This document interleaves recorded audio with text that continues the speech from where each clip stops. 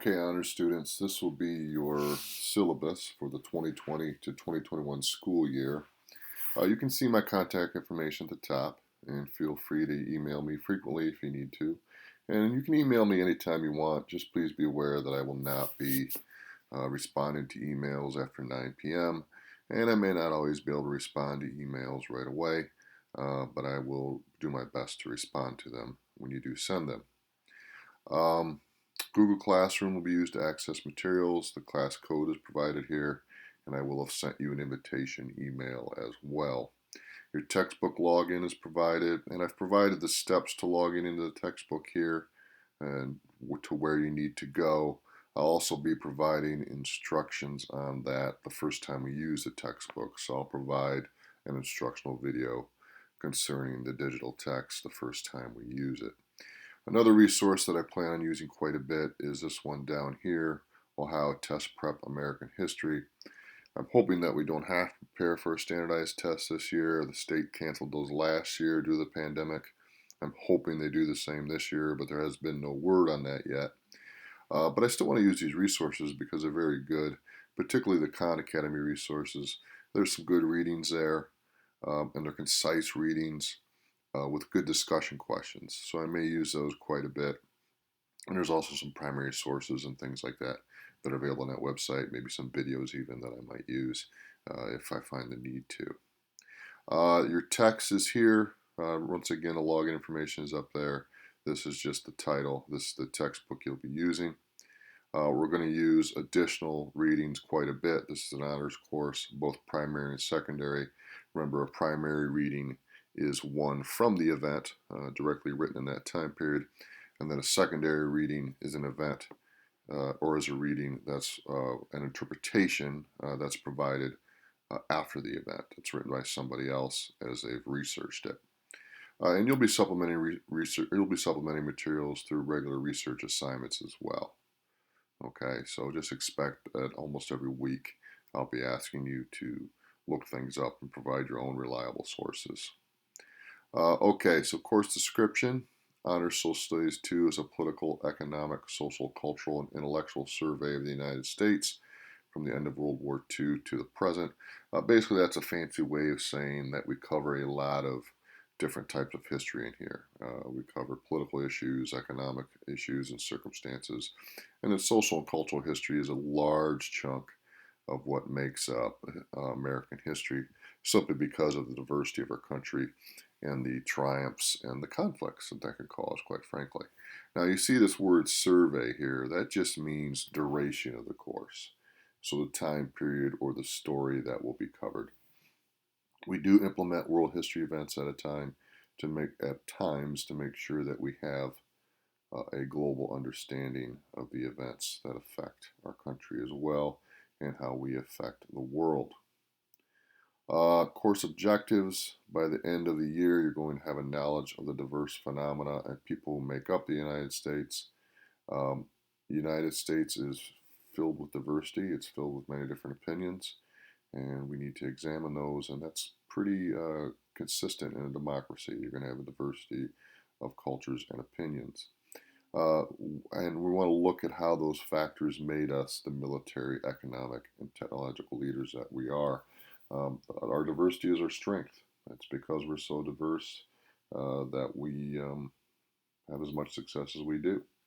And so we need to examine that. You'll be using an essay format here. This is an honors course, so you're going to be doing a decent amount of writing, also a decent amount of presenting of information. You'll be asked to critically think and interpret when you do so. And then, of course, an additional goal of the course will be preparing for the test at the end of course test that the state of Ohio requires us to take. If that happens this year, and I personally am hoping it does not, so we can just spend more time focusing on our everyday activities and discussions. Because if that test does happen, then I will do a test prep unit when the time comes, just to make sure you do well on it. And it's hard to be creative with that. That's what I don't like about doing that, prepping for a test. It's hard to be creative doing that, so I prefer not to do it. Major assessments. Now, as long as we're virtual, your tests will be open book, open note. so you may enjoy that. Hopefully you won't just Google everything. But please understand that when you get to the written responses of that, you're going to be asked to provide your own evaluations, which makes it very difficult to cheat in that particular sense. Last year I used Quiz for the other different question types, and I may do that again. Many students actually enjoy working with Quizzes, and so hopefully that'll be the case with you. But we'll see. I haven't made up my mind yet. I'll make up the tests when we get to our first one.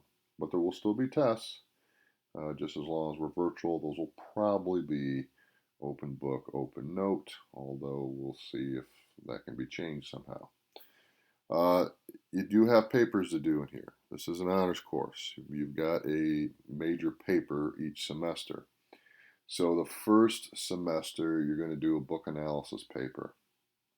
What will happen is you'll choose a book from a list of books I provided, and you will determine the thesis or central argument of that book, and your paper will be proving your argument that of the book's central argument. Okay, so that's what you'll do with that, and I've already provided an instructional video for that. There'll be regular class writings. Okay, there is a midterm and a final exam. Those are typically multiple choice.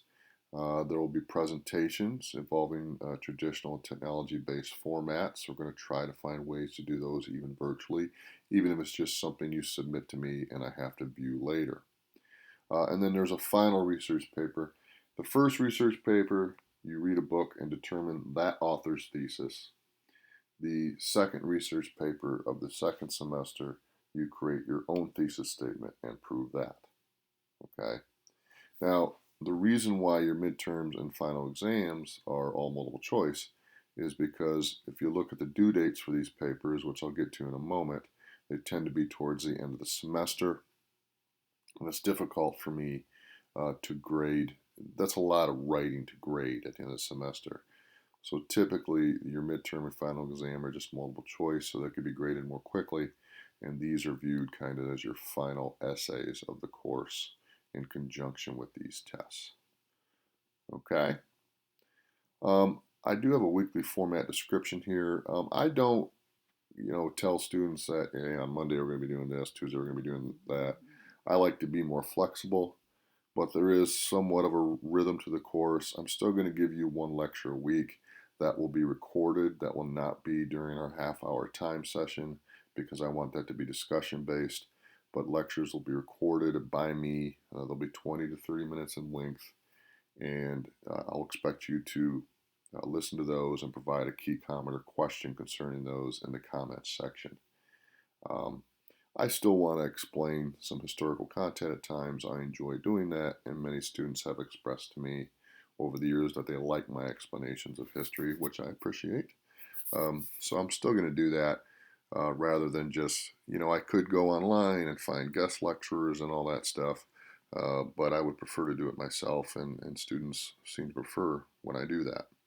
So I'll still be lecturing you, but I'll try to keep them brief, and it'll just be one a week, kind of an overview type lecture. Now, I do want to do some review units. Last year, things were heavily disrupted. So I want to do some review units. So if you'll notice here on the syllabus, we're going to be covering things first that you may have learned last year, with a particular focus on World War II, because that's a very important event. But Miss Edmondson also told me that she had difficulty covering that during the pandemic at the end of the year. She wasn't able to cover it with as much detail as she would like. So these will be, we won't get into much detail with these units as you did with Miss Edmondson during your freshman year, but I want to cover some key things, and this may be more project-based. I'm still trying to work on it, figure out what I want to do, maybe still some overview lectures just to kind of review things, and some type of assessment at the end of each one. But I think it's important to review this information and then move on. And who knows, maybe we can even do it faster than the dates are listed here, but we'll see. And if you notice, if we stay on pace, there's still a lot of time to get into more recent American history, which is the focus of this course. Okay, and you can see the due dates for your papers here, right? Exam dates. Okay, so once again, you'll notice that papers are due towards the end of the semester, which is why your exams may just be, or probably will just be, multiple choice. We'll see. The dates in the syllabus are tentative due to disruptions in curriculum or lessons and activities taking longer than expected, but they do provide a general idea of pacing. We may fall behind, we may move ahead, we'll just see what happens. Often interruptions occur, and disruptions could also occur if the state of Ohio decides to resume standardized testing. I don't have a test prep unit scheduled right now, but if they decide to resume testing, and I'm hoping that they don't, but if they decide to, then we'll have to do some type of test prep for that because I want all of you to at least pass it, but I expect my honor students to do well on it. Okay, let me know if you have any questions about the syllabus at any point. Please use this as your classroom guide as a way to organize things and see what's coming ahead.